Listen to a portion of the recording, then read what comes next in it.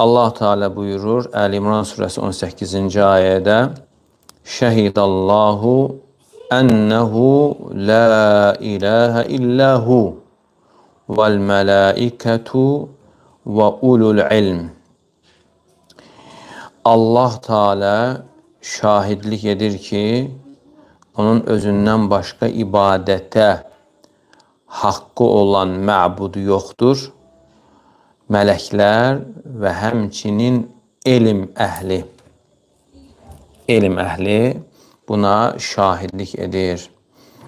Yəni Allah Teala özünün tək olmasına, ibadətdə tək olmasına şahidlik gətirir, şahidlik edir və həmçinin mələklər buna şahidlik edir və həmçinin elm əhli.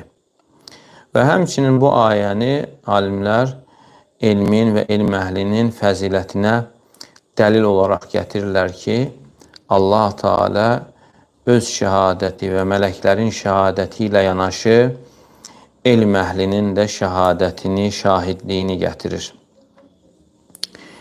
Tövhid rasulların ilk çağırışı olub. Bütün rasulların ilk çağırışı, ilk dəvəti tövhiddir.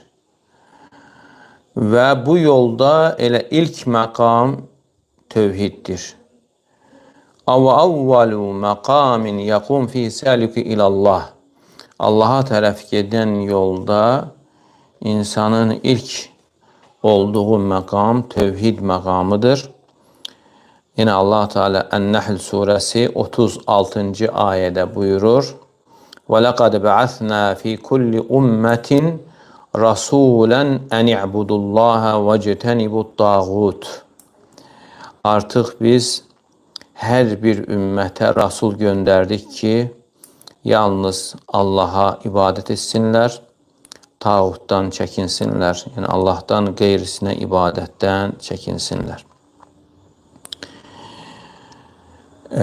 Yani bütün Rasullar, bütün peygamberler ümmetini La ilahe illallah'a çağırıp, Allah'a ibadet edip, tağuttan çekindirmeye çağırıp ve diğer surelerde de onların necə çağırması keçir. Nuh aleyhisselam, diğer peygamberler, Hud aleyhisselam, Salih aleyhisselam,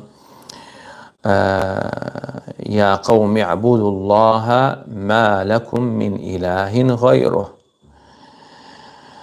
Ey kavmim, Allah'a ibadet edin, sizin Allah'tan başka